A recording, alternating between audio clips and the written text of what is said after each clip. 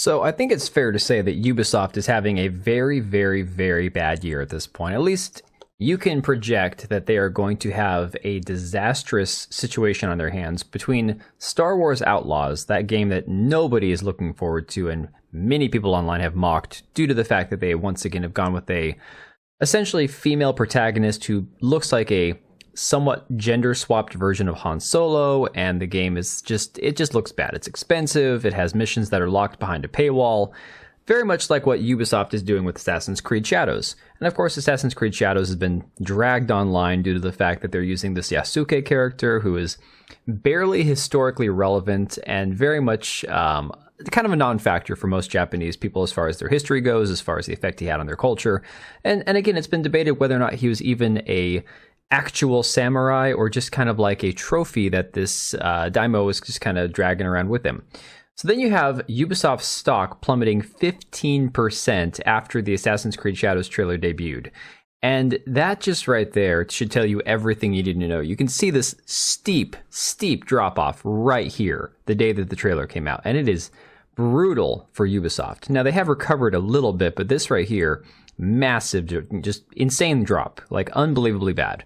And of course, there's been a lot of other things about this game that have been rubbing people the wrong way. A lot of it has to do with the media coverage of this game. IGN has been like going overtime trying to shill for this game as hard as they can, putting out article after article after article about why this makes sense and why it's a good thing that they have an African man in feudal Japan and how you just need to know more about Yasuke and how you just need to spend more time reading about him. They've even gone so far as to say that basically we don't need Asian representation to have a samurai hero. Because look, we already have so much Asian representation with other games. So you just need to stop complaining and just accept the fact that, no, you don't need to have a Japanese samurai. It's okay that he's black now instead. And again, on this article they put on Twitter, they've just been destroyed in the replies, absolutely dragged through the mud. And it's fantastic to see. And of course, a lot of this has to do with the people that they've hired, the people who they've brought on to work on this game. People like this, LGBTQ activist who is the consultant who wants to challenge moral standards around transgenerational sex, whatever the hell that means. These are the people that Ubisoft has hired to work on these games. And again, you can look into these articles in That Park Place. They do a fantastic job over there covering a lot of this stuff. It's one more symptom of the problem that these companies like Ubisoft, like EA, Blizzard, Activision, Wizards of the Coast, Catalyst Games, Games Workshop, they've all hired a bunch of complete nut job lunatic left-wing activists, people who don't care about the story or don't care about the customers, they just care about pushing the message. So of course you have people like Joel Berry here pointing out that the writer of Ubisoft's new Assassin's Creed game has inserted a black samurai who looks like a Brooklyn hipster as the main character in a game about the 16th century feudal Japan. The writer, predictably, is a leftist white woman with pronouns in her bio. And you can see that right here. This person, Alyssa, Moss in Mind on Twitter, with the she, her, works at Ubisoft Quebec, lead writer on Assassin's Creed Shadows, follows Sweet Baby Inc. She follows Kim Belair on Twitter, and we'll get into that in a second. Pointing out by Learning the Law here, it says Assassin's Creed Shadows developer confessed their intention of finding a non-Japanese character to fit the Japanese period. And you see this quote here saying, "We were first looking for our samurai, someone who could be our non-Japanese eyes." Why that would need to be a thing, I don't know. But there's this actual article here that was originally put out, and then it was had things redacted and changed in it. So you can see that where they deleted some of the crap right here with the red line. Things that were originally that they then deleted to try to change the story as they went along. Learning the Law also points out that there's this wonderfully diverse team from Assassin's Creed Shadows, and if you actually look right here in the background, you got this big picture of all these people. Who is this hiding behind this blue-haired woman? That is none other than Kim Belair, CEO and co-founder of Sweet Baby Inc. So yes, Sweet Baby is completely intertwined in Assassin's Creed Shadows. There's no question about it. Hell, the person that's the writer for Assassin's Creed Shadows apparently was also one of the ones that worked on Assassin's Creed Odyssey, who famously had to come out and apologize for basically ending the game where having DLC or something where the female protagonist ended up getting married and having a kid. And they had to apologize for that because she had a heterosexual relationship where she got pregnant, and that apparently bothered some people. I am not kidding.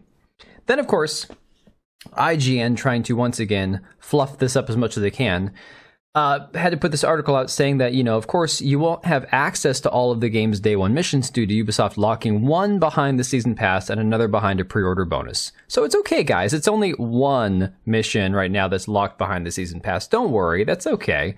Forget about the fact that to get full access to this game, you got to pay $130, to which you see people going after Asmongold, wishing him death. I'm not even kidding, wishing him ill over the fact that he thinks paying $130 for a game is outrageous. These people are completely unhinged.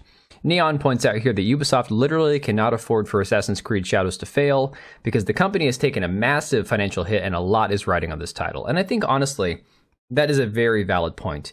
He says, however, in trying to protect it from, quote, the chuds, they might have just guaranteed its underperformance at launch. Good job. And that's the thing.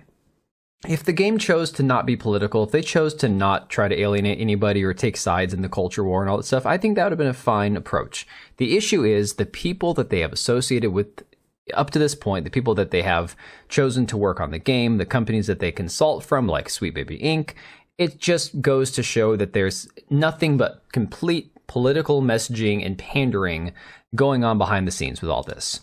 And of course, now this gets to the point where we are involving CD Projekt Red in this. Now, CD Projekt Red, the makers of The Witcher games and Cyberpunk, 2077, they're a very, very progressive DEI-filled company. They are very much, they're captured by the message. They have no issue with that.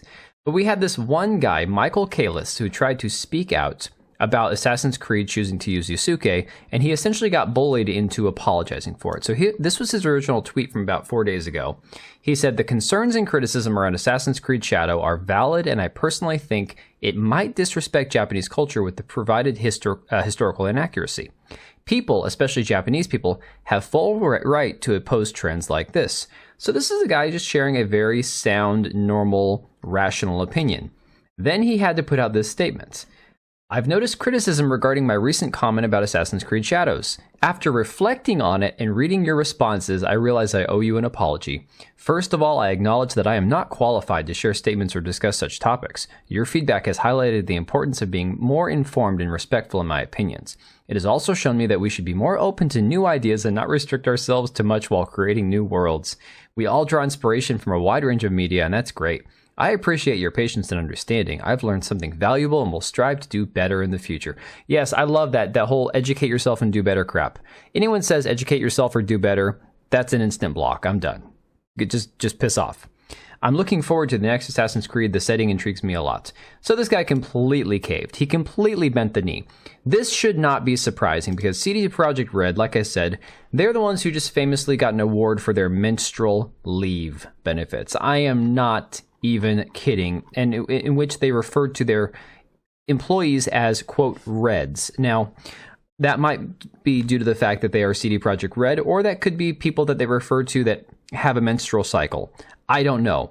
Either way, it just sounds disgusting, and the fact that this is something that they touted out as a big deal, that they won an award for their menstrual leave cycle, that just tells you where their priorities are at as a company. So Dread Roberts here pointed out, he's like, so he isn't qualified, talking about this guy that worked for CD Projekt Red, saying he isn't qualified to discuss the topic as the game's weapon designer, but the lead writer, who is a white lady, and some randos on X are qualified to discuss it, make it make sense. And it's true, because a lot of what we see is oftentimes people say, well, if you're not black, you can't speak on black people, you can't write black characters. If you're not Asian, you can't write Asian characters. If you're not Latino or Latina, you can't write about Hispanic or Latino characters.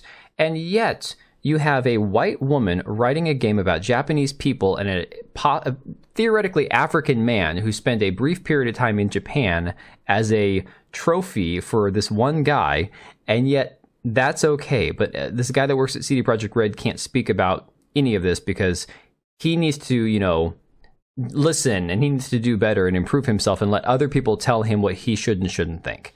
And of course, he has since gone into hiding. He is protected on Twitter now. He's locked down. But it's sad because this is not the first time we've seen developers, engineers, people who work at these companies try to speak out.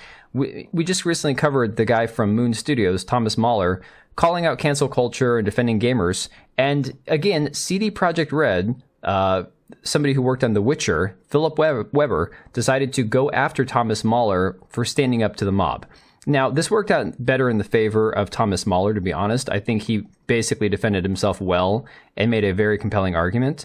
But it is sad that CD Projekt Red, who has had, kind of an up and down history, not so great recent history, but, they are known for The Witcher, and people tend to like Cyberpunk 2077 now. It's a very popular game currently. It's just sad that so many of these companies have these complete lunatics where it's okay for all of them to attack people on Twitter and on social media, but if one guy decides to speak up, one guy decides to share an opinion that is actually relatively centrist and normal, he gets harassed and attacked to the point that he has to apologize. And unfortunately, it's never enough. This is why you don't bend the knee, you don't apologize to these people. You don't worry about, who's offended by what you said online or by some tweet that you liked or who you choose to associate with, as long as they're not like an actual criminal, somebody who's like a really degenerate person. I don't see why you should even care what people think about who you hang out with or talk to online. It's nobody else's business. Tell them to kick rocks if they've got a problem with it, because these people will never let it go regardless. It does not matter. So let me know what you think about all this drama, and I will catch you guys later. All right, and if you made it this far, thank you so much for watching the video. Thank you for being here. I do have 2 channels, Minimal Effort Podcast, as well as my gaming channel. I do have a Twitch and Kick for my gaming channel. We do live streams over there occasionally, maybe once a week. And then if you are in the market for a new PC, make sure to check out Meta PCs. Click the link I have down below. Use code TBO at checkout for a special discount. Thanks again for watching, and I'll see you next time.